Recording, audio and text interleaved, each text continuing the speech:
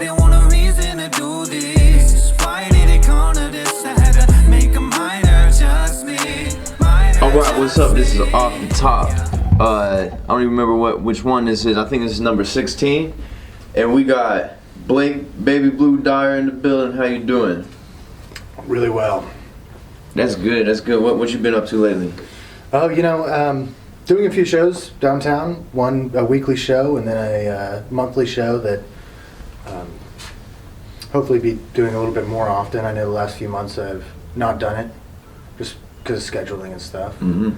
Have a Neon every Thursday at Rabbit Hole from 10 p.m. till close.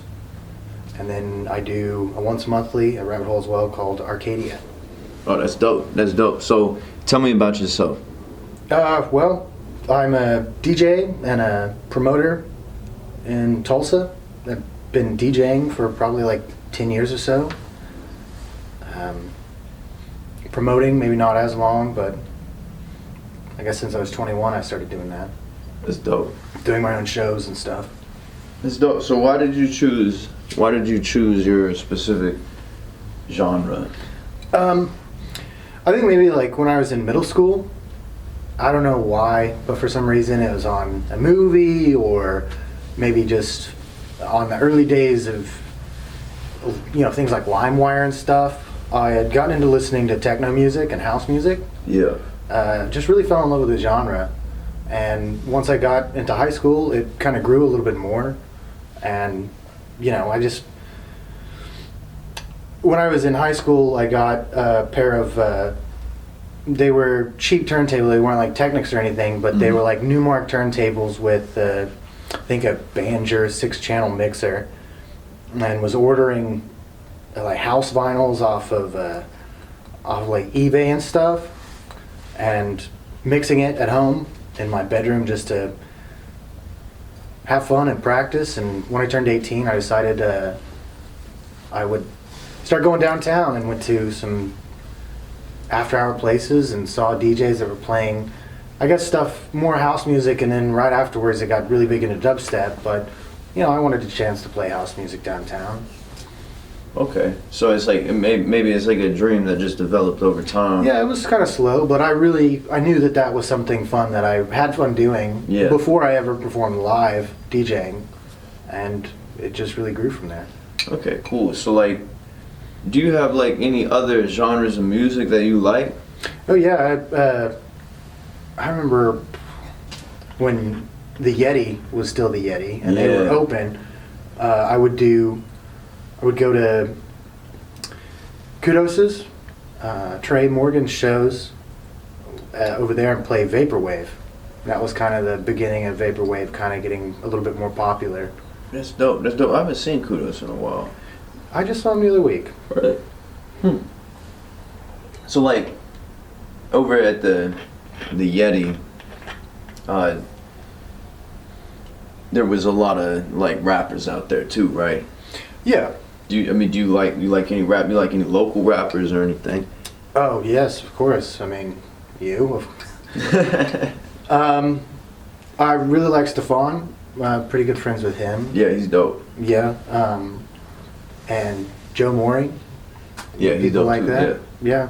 Of course, Young Yeager is in the rap scene. Yeah, yeah. Big fan of him. Known him for quite a while.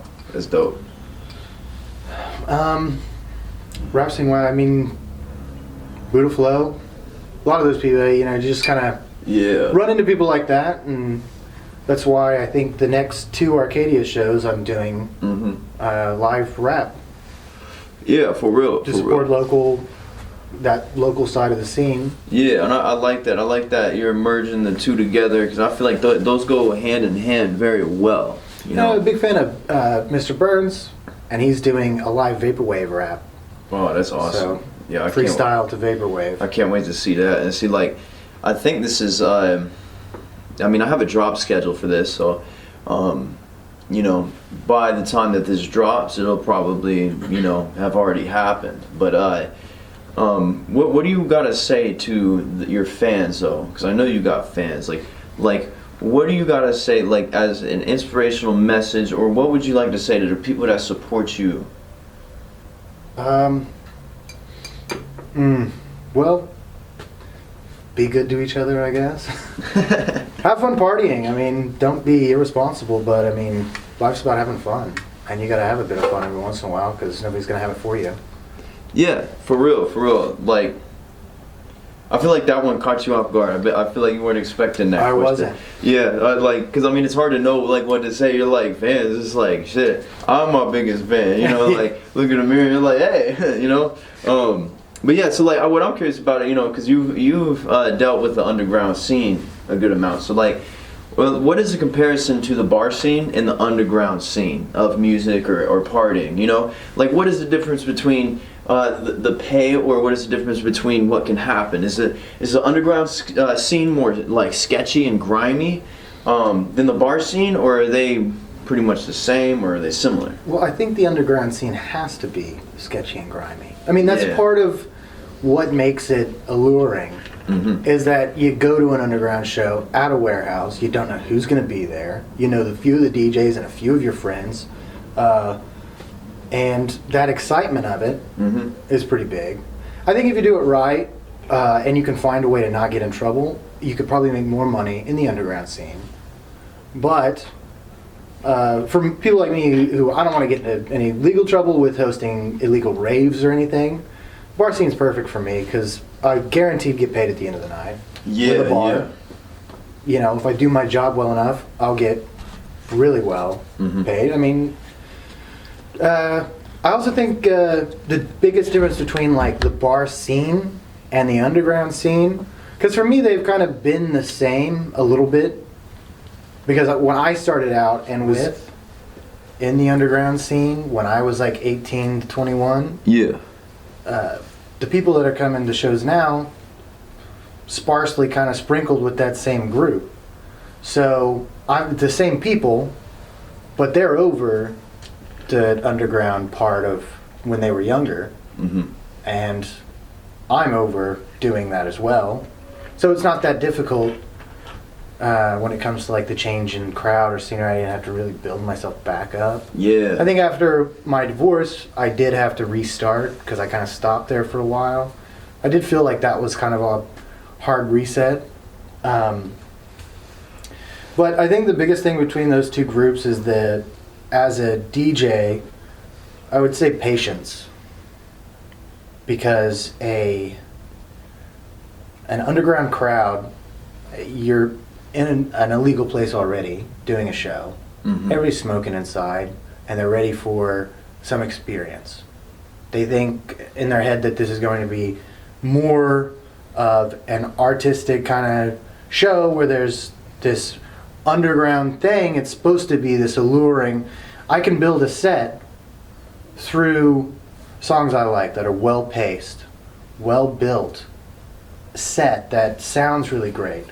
When I'm doing a bar show, and if there's a lot of people that aren't used to that style and that aren't used to my style, I have to play a little bit. You're stacking bangers on top of each other, really hard tracks that you know will do well, but so that you can keep their attention, because they're not there to go through 2 or 3 slow tracks to have a really great You gotta cater house banger. You gotta cater to the crowd. But there's a downside to that, where if you do an hour set of just really hard-hitting, great house tracks, it might be too much energy, and people are like, okay, well, this is a bit repetitive, and we spent $40 at the bar, let's go somewhere else. Yeah. But if you play too slow, and you try to build up to those big tracks that really mean a lot to you, people get bored. People get bored with it, especially at a bar crowd that's just kind of roaming. So you kind of gotta hit them with a like slow down, speed it up, slow it down, speed it up. It's a really difficult balance you gotta have. It's like finding that pocket, that right pocket of how to do it. So it's like, so is it easier to cater to an underground crowd than it is to a bar crowd? I think if you're established enough it's really a lot easier as a DJ. And also, I feel like by the underground time, whenever it's like underground, like that's usually like after hours. You know what I'm saying? So that's like after the bar, or maybe not. But I feel like people in the underground crowd are probably gonna be a little bit more lit. So they're just like, woo, you know. So they're just like, cool, whatever. Yeah, and if they're the people that are really going there to see you, it's not that they're coming there to see whatever track you want to play. They're coming there to see the way that you mix. The way that you play, the music that interests you is going to instantly interest them because they were open to some type of experience already. When it comes to, more underground music, especially electronic music. Interesting. So this is a really deep question that is totally separate from that. Do you think music has anything to do with like awakening the soul? I'm not a spiritual guy whatsoever. So I would say probably not. I think maybe it dives into our, deeper instinct, kind of more animalistic. Of course, way back when, everybody banged on drums before a war to get amped up. Yeah. Whereas kind of so the maybe same that's way. more of like a physical or like a metaphysical, like banging on a drum, getting hyped up for war is like get you like like a heartbeat. Get you excited. Yeah. So I mean, maybe that's more of a physical thing, but maybe it also relates more towards a perceptual concept of, if you believe it helps the soul, then maybe it does. Or yeah, if it makes you feel better. I mean, anything that makes you feel better that's not immediately dangerous to your health is probably good for the soul. Yeah. Okay, cool. So, I'm curious. This is totally separate from music or anything like that. Do you believe in New World Order? Oh my God. I, ironically, probably in the past have delved into lizard people conspiracies. That's the funnest one, I think. Yeah, that one. Go watch it. Yeah, go watch it. If you're already on it, some type of YouTube or whatever, go search up YouTube lizard people videos. There's grainy footage of some security guard for Obama that has a lizard mouth or something. It's that's fucking hilarious. I love all of that kind of shit. Diving into weird conspiracies. So do you think lizard people in New World Order are like congruent, or like do you think those are things that go hand in hand, or do you think that they're like, are those types of conspiracies all the same to you, or do you think I think that people there's a who difference? believe that Yeah. do see a correlation between the two. I mean, like, there's stuff, maybe some conspiracy theories that I, might buy into, but I don't believe in that many. What do you think about the JFK assassination? Oh yeah, that was the FBI. They did that. There was I think that for sure. There was some definitely some funky shit there. What about 9/11? What do you think happened there? Oh, somebody flew planes into buildings, I think. You heard about Building 7? No. You ever heard about Building 7? Was that the? It wasn't the Pentagon one, right? The No. fact that the helicopter around the same time. See, there's like I think there was like a handful of like buildings that are like part of the World Trade Center, and Building 7 was one of them, I think. It had a lot of important documents and stuff in it, so it's like there was the two buildings that got hit by planes. Building 7 was a building that was like a few blocks away, that just totally blew up. It just went in on itself. It just caved in and pancaked. It wasn't hit by nothing. There was no noticeable damage to it or anything. It just went down. I think that the best explanation for what happened there is probably somebody flew planes in a building and it wasn't part of the plan. There was not a plan behind it, and then right when somebody was on listening to the news in that building, they were like, oh, this is a great moment, and they just hit the self-destruct button or whatever in that building. Like, what a good fucking timing. See, but that's what I was thinking. Because it looked like a controlled demolition. If you see how the towers went down, all three of them, they all went down in the same fashion. You know what I'm saying? I would say that, have you ever seen, they shut entire floors down to replace windows in those buildings?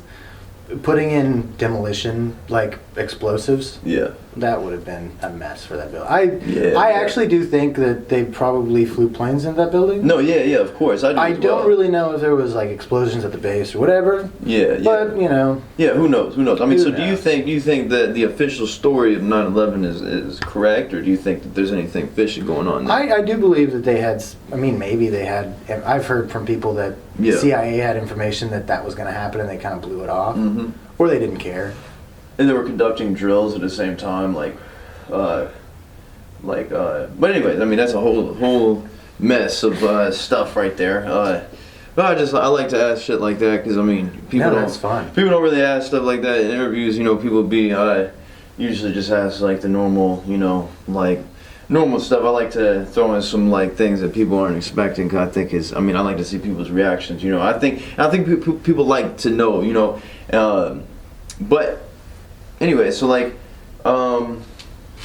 what's your favorite venue in Tulsa? What's the best venue? Well, might have a. I'd have to say Rabbit Hole. I go there way too often not to like it as much as I feel do. the same way. I I mean, feel the same way. I really love Rabbit Hole. I know there's some people that don't like it, but it's a fun place. I Yeah. know everybody there almost. When new Mhm. people come in, they're always friendly. And Yeah. they do good shows, and they fucking hired me to work there as a promoter and a DJ, so I have to say that they're pretty good. Yeah, that's one of my favorite places too. I run into a lot of cool people out there, like, you know, people from all over the world just somehow end up in there. It's like, you know, I've seen people from Russia, people from like England and stuff in there. I'm like, why are you here? I'm like, you know, like there's so many other places you could be. Well, I also think it's like the perfect hole in the wall, like in a good way, hole in the wall, because Yeah. it literally is the rabbit hole. And when you walk in, it's this long hallway that. Yeah, and then on the other side, that's what's so cool about it. It has like a cool gimmick to it. It's a long walkway on Yeah. that side, you know, and then on the other side, it's like a sketchy alleyway, Yeah. you know, like, and it has that vibe, you know, like, and it, you know, it's cool. It's like, because whenever I was seeing that place first, you know, I was like looking around, you know, and I was walking downtown or something, and I just see this place with all these people in the back, and I'm like, whoa, I'm like, that looks legit. It looked like some like VIP type shit or something, it, you know. it was also a cool joint because it was pre-COVID, right next to in the alley St. Vitus, which I also Yeah, really like. I love St. That Vitus. place was lit. Are they ever gonna open that place up? I mean, maybe. I hope so. So do you think this what do you think about this COVID stuff? Oh yeah, I mean, scary. I don't think that it doesn't exist. Yeah. I definitely know that COVID is real. But I don't have any like spicy takes on this. I mean, Yeah. COVID's real and it'll kill a lot of people, and if you're not careful, you might get sick, and if you're unhealthy, you might die. Would you consider the possibility that I mean, COVID is real, but also would you consider the possibility that what if COVID is a control mechanism to make a population submit? I mean, I don't really think that would be the most effective way for the United States government to do that, Mm-hmm. or any government. The fact that it's happened all around the world is Yeah. a good indication that it's not. But I also think that there's a lot better ways to go about that if that's what they were trying to do. Yeah. Because the economy is not doing great due to the fact that a lot of businesses are closing. So. Yeah. Well, I mean, I figure I wanted to ask about that because, you know, yeah, we can talk about all this music and stuff, but No, I like going off the script. yeah. Which there's no script. Yeah. You didn't hand me anything. All off the shoulder. Yeah, that's why we call it off the top. But you know, I feel like we could run a little bit longer. But I'm curious though, to the next generation of artists and DJs, do you have any words for them? Like anybody that wants to do what you do, what is your best advice you can give? Well, you know, hard work and all of that bullshit. I mean, I don't work that hard, so it's bad advice. But I think that really great ideas happen in the fringe. Some of the best art movements and musical styles and literary eras happened when it was a weird thing, when it was the odd thing to do. I think Yeah. if there's something that interests you that's a little bit outside of what you would call normal, I would say follow that, because you would be able to definitely define yourself a lot easier. Mhm. And if it's something you love, you're not doing it because it's popular. You're doing it because that's your favorite thing. Yeah. Even though the public doesn't like it that much, if you work hard enough, you could make it pretty far in that fringe idea. Definitely. Okay, so that's cool. I mean, and so it's like right now, it's like you think that you don't have to. I mean, you said that you don't have to work as hard as maybe you did, but that's what I'm thinking is that I feel like you had to work really hard to get to that point. Possibly. Oh, yeah, at the beginning, when I was, doing things like, I mean, I did hardstyle shows, and that was popular a while back maybe, and a little popular, like I said, in the fringe. I mean, all of EDM in Tulsa is kind of in this fringe group of people that work in it. Mm-hmm. And sometimes you get some colorful characters, and sometimes you get some kind of sketchy characters. That happens. I say don't try to make drama, because if you're, whatever scene you're in, I think that, especially locally, having an excessive amount of drama or hate for any other person that you work with, I mean, it's not going to grow the scene very well. Yeah, it's just gonna create toxicity. Exactly. And Yeah. it doesn't progress anything. Yeah, so it's good to coexist and accept people's differences, so we can all maybe make it, instead of us being like, well, I don't like this guy and I'm gonna make sure he doesn't get anything. Then we put all of our energy into that. I mean, yeah, definitely. If you don't want to work with somebody, don't work with somebody. Yeah. I've been there before where there's people I won't work with, but I'll never say a bad thing about them publicly. Yeah. It's just not my personality. Of though. course, yeah, I definitely feel the same way. I couldn't see myself doing the same thing either, But I feel like there was something else. There's some other things I wanted to touch base on. Off the top, fire it off, buddy. Yeah, it's like, do you have any words that you want to tell the people for whoever sees it? Yeah.